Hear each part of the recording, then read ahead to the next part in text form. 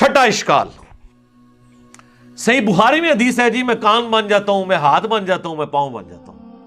پوری تصوف اس کے اوپر کھڑی ہوئی ہے، اور وہ اس لیے کہ یہ بھی آدھی حدیث پیش کرتے ہیں، پوری تو ان کی موت ہے. یہ صحیح بخاری میں حدیث ہے، نبی علیہ السلام نے فرمایا، حدیث قدسی ہے کہ اللہ تعالیٰ فرماتا ہے جس نے میرے ولی کے ساتھ دشمنی کی میرا اس کے خلاف اعلان جنگ ہے. اب ولی سے آپ کو انڈیا پاکستان کے ولی نہیں، یہ ولی اللہ کی بات ہو رہی ہے، جو اللہ کی عبادت کرتے تھے. جو اپنی عبادت کرواتے ہیں نا وہ اللہ کے ولی نہیں ہیں، ان سے اعلان جنگ ہے میرا. صحابہ اہل بیت ان کے پیٹرن پہ چلنے والے وہ امام جنہوں نے ان کی تعلیمات ہم تک پہنچائی، اعلان جنگ ہے. اور میرا بندہ میرا قرب کسی چیز سے حاصل نہیں کر سکتا جو فرائض میں پابندی سے حاصل کرتا ہے.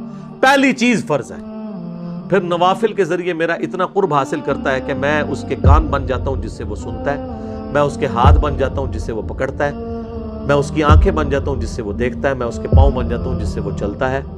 بس اتنا کر کے وہ کہتے ہیں جس کے ہاتھ اللہ کے ہاتھ بن جائے پھر ایتھوں ہوتے نہیں پہنچن گے، اے ابو کو رزلٹ کر لیتا. اور یہ عربی کے محاورے میں بات ہو رہی ہے، یعنی اس کا اوڑھنا بچھونا میں بن جاتا ہوں، یعنی میں اسے اسپیشل پروٹیکشن دے دیتا ہوں. ایک بار جب وہ کوشش کرتا ہے پھر اس کے ہاتھ پاؤں کان آنکھیں میری اطاعت میں ہی اٹھتی ہیں. وہ کہتے ہیں جی یہ تو وہ پہلے ہی کر رہا تھا تبھی اس کو انعام ملا. پھر انعام کیا ہوا؟ پہلے تو اس نے کوشش کی نا، انعام اس کو یہ ملا کہ اللہ اسے استقامت دیتا ہے، جو قرآن میں بھی آیا قل ان صلاتی و نسکی و محیای و مماتی للہ رب العالمین. اے نبی تم فرماؤ بے شک میری نماز، میری قربانی، میرا جینا، میرا مرنا سب اللہ کے لیے. اچھا اس حدیث کا اگلا حصہ نہیں پڑھتے، اگلے الفاظ ہیں کہ جب وہ مجھ سے کوئی دعا کرتا ہے میں دعا قبول کرتا ہوں، اور جب مجھ سے پناہ طلب کرتا ہے اپنے دشمن کے اگینسٹ تو میں اسے پناہ عطا کرتا ہوں. تو میرے بھائی جس کا ہاتھ اللہ خود بن چکا ہے وہ دشمن کی گیچی خود کیوں نہیں مروڑ دیتا؟ اللہ سے کیوں مانگ رہا ہے؟ اس لیے کہ کوئی نہیں ایسے کر سکتا، اللہ ہی سے مانگنا ہے. ورنہ وہ کہتے ہیں ہاتھ بن گیا پاؤں بن گیا تو اب وہ جو مرضی کرے. اور ویسے آپ کو شرم نہیں آتی کہ اللہ کا پاؤں کوئی بنے گا؟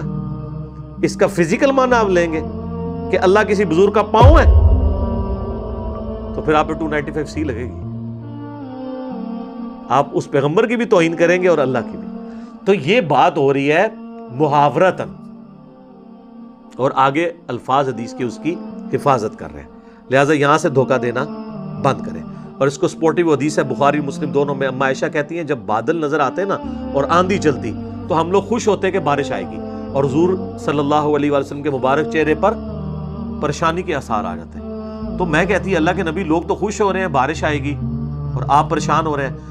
تو آپ فرمایا کرتے اے عائشہ مجھے کیا پتا کہ ان بادلوں سے آگ برسے گی یا بارش کا پانی. تو کسی نے نہیں کہا یا رسول اللہ آپ کو نہیں پتا بارش کا پانی برستا ہے. لیکن حضور کا یقین اللہ پہ دیکھیں. پھر آپ نے سورہ الاحقاف کی وہ آیت تلاوت کی کہ قوم عاد پہ عذاب اسی طریقے سے آیا تھا کہ سخت گرمی کے بعد ایک بادل نمودار ہوا اور وہ ساری قوم اس کے نیچے آ گئی اور کہا کہ ابھی بارش برسے گی، اس میں سے آگ نکلی، سب ہلاک ہوئے.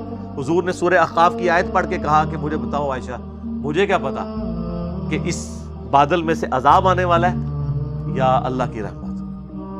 اور پھر حضور علیہ السلام یہ دعا کیا کرتے اے اللہ اسے ہمارے لیے رحمت بنا دے جو بادل آیا. اگر حضور علیہ السلام اپنے بارے میں کہہ رہے ہیں کہ مجھے نہیں پتا کہ اس میں سے کیا ہونا ہے، تو آپ بابوں کے بارے میں کیا کہہ سکتے ہیں؟ وہ اشارہ کر کے یہ کر دیں گے تو وہ کر دیں گے. حضور علیہ السلام کا ذرا یقین دیکھیں کہ فیصلے اللہ نے کرنے ہیں. تو میرا خیال ہے یہ کافی ہے. ہاتھ بن جاتا ہوں پاؤں بن جاتا ہوں، اس کی اگر پریکٹیکل مثال ہوتی تو نبی علیہ السلام کی معجزات ہوتی. البتہ اس میں جہاں معجزات ہیں وہ ہم مانتے ہیں.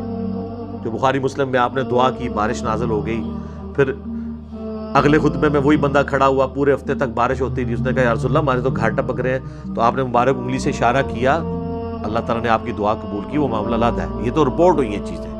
آپ جو بابوں کے بارے میں سٹوریاں بتا رہے ہیں وہ کوئی رپورٹ نہیں ہوئی ہوئی ہے، سب جعلی ہیں. اور اگر آپ کہتے ہیں اصلی ہے تو کر کے بتاتے سر. اے کوڑا تے میدان ایک نگاہ مار کے یوٹیوب سے نبی علیہ السلام سے متعلق گستاخانہ ویڈیو ڈیلیٹ کرا دیں. تہاڈی بزرگی کس دہڑے کام آونی ہے؟ کس دن کام آئے گی آپ کی بزرگی؟ آئے نا. ہمیں تو آپ کہتے ہیں امت مر جائے اگر حضور کے گستاخانہ خاکے مان رہے ہیں. امت بعد مرے، پہلے وہ بابے کیوں نہیں مر جاندے جنہاں دی ڈیوٹیاں نے. ان کے پاس تو اختیار بھی ہے اور وہ امتی نہیں ہے, انہیں اپنے نبی کا درد نہیں ہے, ان کو تو ہم سے زیادہ ہونا چاہیے نا. تو آپ یہ بھی کہا کریں وہ سارے بابے بھی مر جان جنہاں کو اختیار ہے نگاہ مار کے ڈیلیٹ کرنے دا, وہ نہیں کروا رہے. علمی طور تے تو ویسے مر گئے نے ہن, تو دوسرے طریقے نال بھی مارنا ہے, جتے اس طریقے نال مارو, ساڑی جان چھڈو.